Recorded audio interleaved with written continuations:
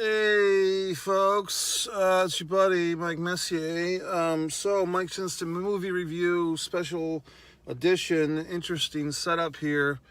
Almodovar, am I saying that right? Who's directed all these wonderful films for the last 20 or 25 years, or however many.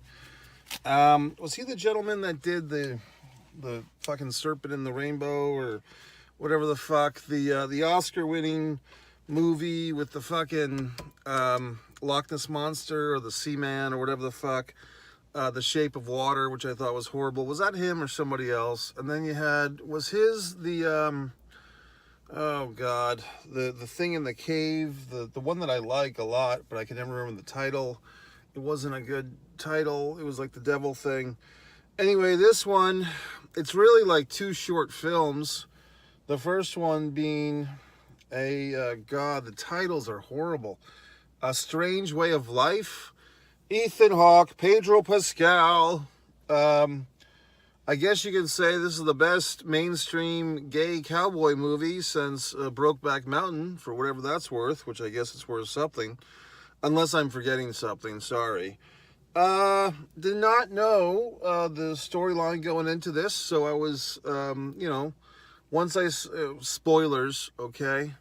Once I saw Ethan Hawke's character lovingly gaze at Pedro's buttocks, I kind of figured it out. Okay, we're in here for a gay cowboy movie. Not that there's anything wrong with that. Interesting storyline. This one, it seemed like it was about 30 minutes long. And I knew going into this thing that this movie was going to be short, but I didn't know it was this short. It was listed as an hour. There was like 25 minutes of previews, and this thing was not an hour long. It was more like half an hour long, if that, maybe 20 minutes, 25 perhaps. I did like the storyline. I guess it takes place in the late 1800s. Ethan Hawke's character, Pedro's character, they're old running buddies, old drinking buddies, old gay buddies, There's these flashbacks. I guess I'm getting old. These guys are fucking getting old because they're at the point with these actors, Ethan Hawke and Pedro, they're not even able to do a flashback with them to like 20 years earlier of them in their youth by using like makeup or whatever the fuck. They actually use different actors. I'm fucking dying here. My throat is fucking all dry. And I'm just trying to get through this goddamn Mike's Instant Movie Review. Yet I'm thoroughly dry in my throat. So that's why I'm going to pour myself a glass of water if you don't fucking mind. Anyway, so 25 years ago, they had a little romp, as the cowboy might do with his buddy. They were, circumventing or partying it up with prostitutes, whores, as they said back then. Now they say sex workers. I guess they're going to have to go back to all these old movies where they use the word whore, and or even prostitute, and call them all sex workers, right? So they go back. We see them having their homosexual tryst and all that good stuff. And now we're in modern times, or whatever the fuck times. And the storyline is basically that Jake has kind of reformed. He's no longer a gun for hire. He's no longer a young gun, so to speak. He is a sheriff, and he's a sheriff in this town. And the big story is apparently his brother's wife who he's banged himself. So I guess he's actually a bisexual cowboy, not a homosexual cowboy. His wife's his dead brother's wife was just most recently killed, apparently, by Pedro's character's son. Okay, can you follow that? So as the sheriff, his job is to go out and get the bad guy, which in this case is his lover's son. Now, apparently these cowboys are bisexual because they've both had relationships with women. Okay. So very good. So we're off to the races. Good storyline. And then we have a little gunfight at the OK Corral with the three. Now we have three main characters. Jake, Pedro's character, whatever that guy's name is, and the son, and a horse.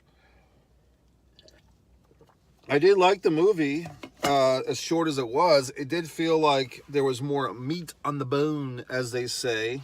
There was more things that could have been done with this, i.e. a feature film.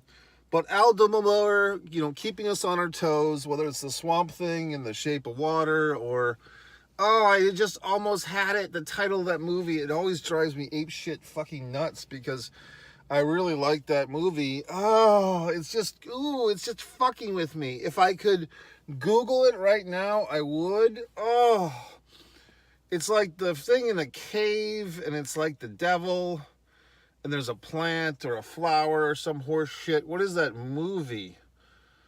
Oh, it's the good one. It's the one that he did, like, before he had all this money. It's like his good movie. Then we move on to Tilda Swinton. I mean, Christ, talk about a headache. Trying to read the opening credits of this one. I think it's called The Human Voice, but they use like really weird, over-the-top graphics for the opening credits. Just horrible. Tilda Swinton begins the movie going into like a fucking hardware store and buying an axe, and she's got a dog on a leash. And like one of the interesting moments of this little movie, I think Almodovar directed this one as well, is she's buying this axe, and like the axe salesman's like carefully wrapping up the axe in paper, and then he asked you, would you like a receipt, and she says no thank you. I thought that was kind of interesting.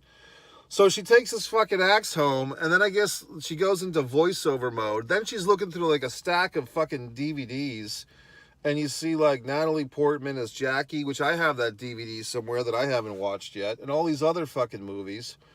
And then she's like doing this voiceover to someone, like I guess a lover who hasn't been around in 4 years or some such crap. And then she like lays out the fucking lover's suit on a bed, and the dog is like still pining for this other person. The dog's smelling the fucking suit.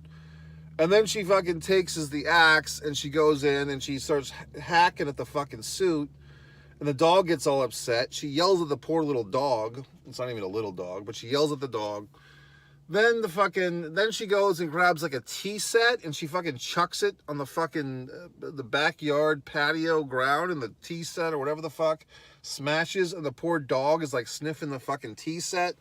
So we're getting all this exposition that the tea set was like the big thing between, Tilda's character and whoever the fuck else it was.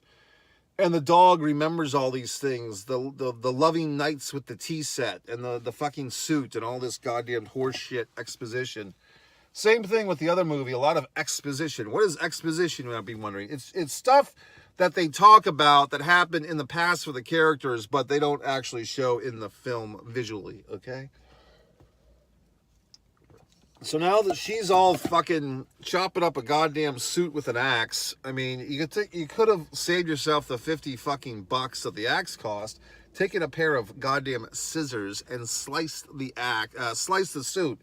Also, she's hacking up her fucking the suit that's lying on her bed. Isn't she also damaging her own mattress?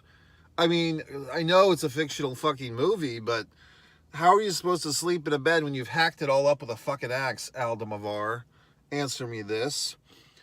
Oh, what's the name of that fucking movie? It's driving me apeshit fucking nuts. So anyway, that one, and then she has like a fucking 15-minute monologue in this goddamn thing. Like, I think her character, I hate the word like, she's got earbuds in her fucking ears, and she starts doing a fucking monologue, which I guess it's supposed to be a phone call, but it's like, I'm just like falling the fuck asleep in this thing.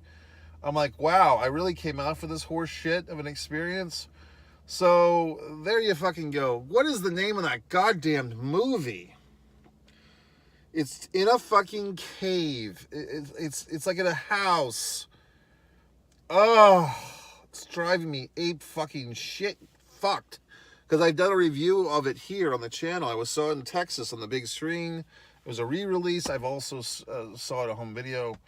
What's the name of that? That's like his good movie. So that's it, folks. So Almodovar, very good, I guess. I mean, I think it's, you got my money. I mean, but I did sign up for Regal Unlimited. I think I might venture towards them for the wintry months Today here in Florida, it actually was in the 60s. It's like, boop, there you go. There's your winter. So, ha, hor. Okay, folks, your buddy Mike Messier. Subscribe if you want. Don't if you don't.